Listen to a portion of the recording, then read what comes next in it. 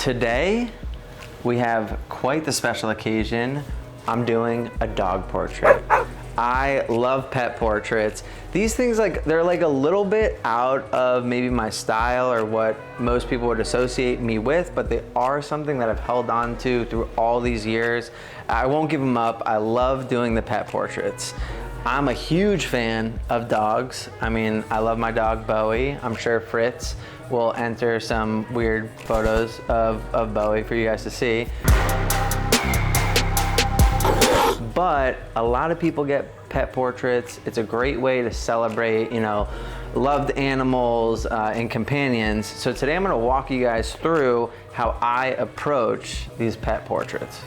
Sorry to interrupt the video, but we got free stuff, guys. Huge shout out to our sponsors, Kingpin. They sent us a bunch of things to give one lucky winner. We have shirts, hats, wrap, and even an armrest. And we're gonna give it away to one lucky winner. Comment under our pinned comment, free stuff, why you deserve to win. For all of you that did not win, you can use code MODEL for 20% off. Link in the description below. Back to the video. So here we have our reference of our special boy. One thing that I really think is important when having a reference for these pet portraits is I'll have one copy that has the stencil overlaid on top, as you can see on the left, and then I have just a natural photo on the right. This lets me, see my mapping of the stencil associated with the image, but also having the raw original next to it so that I don't go too dark in certain areas, or so that I can exactly see what the texture looks like, especially in this light hair. You can see in his snout, he has a lot of different directional patterns going on, and this hair is very light, so we don't want to make it too dark. We don't want to emphasize a shadow that is not supposed to be emphasized. So this is just the best way that I've found to work with a reference for these portraits. Let's break down the image for a second. I'm going to look at it in three parts. I'm going to look in the black, the midtone, and the highlights, right? So this guy, he has nice dark ears. So that's really where our black's gonna be, our dark shadow. And then obviously in the key features, the eyes, the nose, and the mouth. Then we see our midtones, kind of spreading into around the eyes. And then our highlights all down the middle. So it's actually, in my opinion, a very well-balanced piece. If we look at, a third dark, a third light, a third midtone. I added, and might be adding more, just like a little dark kind of shading in the background, just to give us a little bit more dark structure to hold the piece together. But for the most part, in the grayscale, I think this is a very balanced piece. I like that his face is light because it's gonna draw right to the eyes, nose, and mouth, the key features that we want. But we're gonna go through this hair texture today, and we're gonna talk about how to focus on the key characteristics to make this look like the photo. I'm just starting in this little background area. I know I've talked about this before with you guys. I kind of start in maybe more a simple area just to see what my needle's producing, see what my blacks look like, just get familiar. It's almost like doing a test drive. And right now I'm using an 08 3RL. So that's a skinnier 3RL. The reason I have this out is we're gonna be working in the neck, which is full of light tones, and I'm gonna start sculpting out my key features and directions in the hair. So I'll show you. I have, my standard ink set out, my ultra black, 50% and water. So I'm using a 50% now. It's very light. And I'm gonna come in here and start mapping out my texture points, which are really just direction of where the fur is going. It's very light. And I do suggest, if possible, to shade in the direction that the hair is going. Now, areas like the neck, I'm not gonna do the hair as defined. I'm really gonna leave that like definition and details for the areas that I want the viewer to look, which is gonna be in the mouth and the nose, the eyes, really on the face. And I'm gonna keep things pretty simple. So I had mapped out where this layer of hair ends. So I'm flicking out from the bottom of that to kind of produce, you know, a curled effect, but also to let everyone know like where it ends. And then I'm gonna be doing the same thing on the bottom here. And I'm flicking again in the direction of the hair. So you kind of see this little shadow here on the bottom. So I had stenciled that out intentionally to be able to produce a shadow there to sculpt an overall shape of the hair.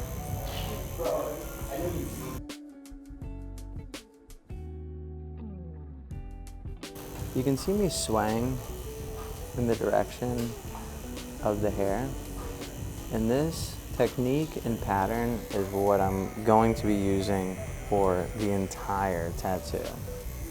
So I made a little directional note here, but you're like creating the flow of the hair with the shading. So I'm just kind of swinging my arm back and forth in that motion. Even here where it ends, you know, and if it's a darker area, I might hover on that spot a little longer to hit it a few more times. If it's a light area, I'll move through it pretty quick. Right, so I have the tight 3RL out, not the 08. This is the 12, the standard. And you can see I've made some progress over the ear, kind of got the darkness of the ear going. And now I'm working up into the face. But I'm using that same technique I showed you in the beginning, where I'm just going in the flow of the hair. It's almost like you're making hair follicles. I wouldn't say like one by one each follicle, but you're kind of getting like a general direction of like where they're going. And then I'm finding the shadows, and that's really what I'm creating. And as I put in each little shadow, and then I go over the whole thing, creates depth. It appears like kind of strands of hair. So, as always, I'm trying to find the defining features. So right here, I'm going to create like a little shadow, because he has this little tuft of hair that is light. So I'm going to put shadows around it to emphasize that. And we're going to be looking for these little points. There's another one here, and this like piece of his mustache that comes down. So we're going to identify those points and emphasize them. Because otherwise you can just kind of feel a little lost. So now that I have those hairs in there, I'm just going to separate this kind of like ridge of hair by flicking off the bottom. And it'll start to distinguish this little face a little more. And the neck, you can see I left things like pretty simple, you know, all down here. I'm gonna take a look at the end of the piece to see if it needs more texture. If it does, you know, I'll come in with a liner like I'm doing now and just put in a little bit more detail in the hair. But sometimes with these things, less is more. It might look pretty simple what I got going on down here, but once we add all the details of the face, I think it'll actually look perfect. So I'm going to continue on with this face and get it a little bit more developed, but you can see I'm working in new skin right now. I'm just finding the flow of it, and I'm kind of continuing the pattern. And as I lay more shadows, the rest of it starts to reveal itself. And then it kind of has like a little shadow in this area. I'm just breaking it down into little sections. The bottom of this ridge is dark, so I'm gonna flip up. And what happens is it curls right back into the mustache. So that's kind of the path, the directional path we're going in there.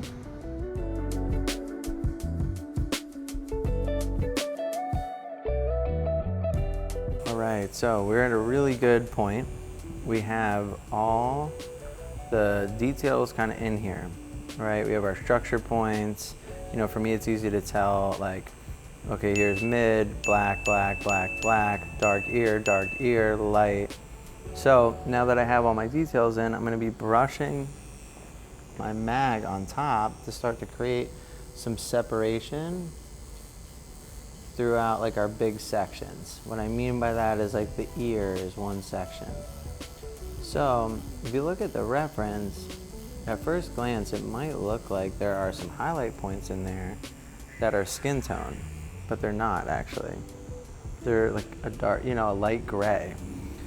So I'm going in now and I'm just brushing right over the texture points. You guys have seen me do this in other videos so that I can bump up the contrast, you know, bring the tones a little bit closer, but also keep my texture.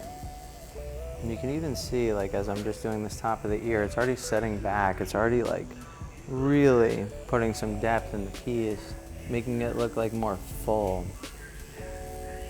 And just really lightly hitting the top of the skin.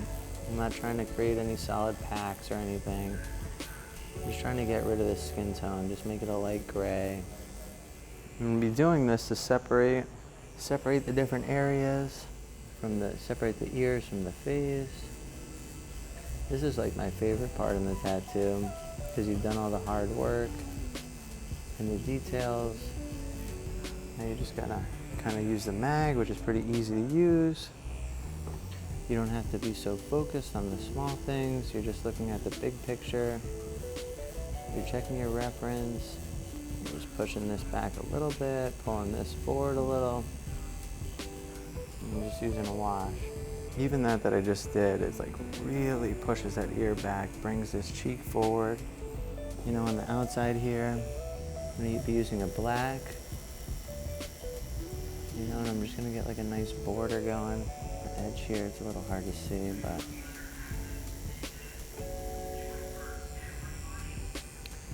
And this is when I'm gonna be looking in the piece to see, all right, where are my solid blacks going? These are so important. This is gonna be the absolute structure of the piece. It's also gonna be on the outside, so it's creating our frame, which is gonna make this piece not feel so like floaty, like it's floating around. But yeah, I just wanted you guys to see this piece before I started doing that, so you could see the difference that just brushing the mag creates in the piece. I feel like this was a step that I used to skip or just didn't know about early on in tattooing. You know, and I would always like look at my pieces and they felt like unfinished, felt like they weren't as dynamic. They looked flat. I was like, what am I missing, you know? And it was just missing this last step. So we are coming to the end of the tattoo. We're doing the whites.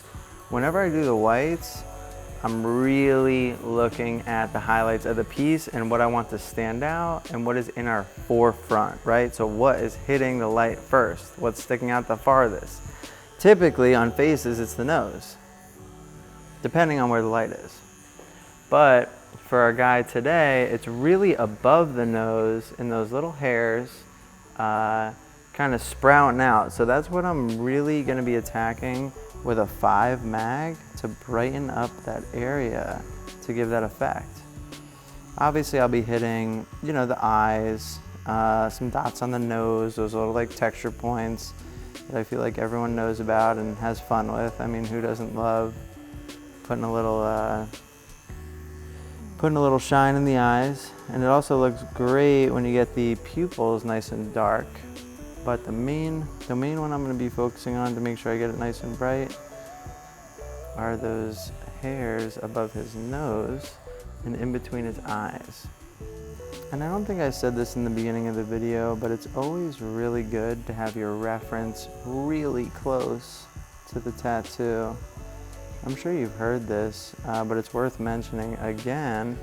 The more time it takes between looking at your reference and going back to the tattoo, the more information you lose, right, from memory. So typically I'll have the reference right next to the tattoo, because even in a second you can lose a lot of detail from memory. unless you have photographic memory. Some people do have that. But look, we're putting this white in, and you gotta be careful with white. You kinda gotta know what works and then trust it and put it in there, because it'll bleed and start to change color. You know, so I always apply the white and then give it a second, you know, a minute or two, let it bleed out, because usually it's what I need. Sometimes it can look a little light at first, like, oh, maybe I gotta, you know, hit it with a second pass. Typically not. It's always good to let it bleed out a little bit, kind of hit its true value, and then make the decision at that point. Also, white can be great to like separate things. Like there's a lot of negative space hairs that I'm leaving in here. So sometimes I'll add those in the negative space just to make it stick out a little bit more. Make our way into the eyes. Just do that super fun highlight in the eye. Look at that, nice. Kind of showing us where our light source is. A lot of times there's a whole picture in the eye, you know, which sometimes we forget. But the eye is usually reflecting what's being seen. So sometimes keeping that in mind can help you design the inner eye. Most of the time it's showing the light source, that's what the highlight is. And then sometimes there's even like a little shadow scene going on in there. But yeah, we see these highlights really coming to life and bringing the effects that we want. It's super fun in the hair. It's really fun to take a liner and to kind of go down some of these lines. You can even create like an extra strand of hair with the highlight. You can do it on the bends of curves, but also remembering that we don't want to rely on the white. The white is just for fun. It's a bonus. We're just finding our way to the end of this piece, double checking. All these highlights look good to me. All right, we're gonna let this thing rest. Let the whites bleed out. Give it a good clean. Compare it to our reference, but we might be done.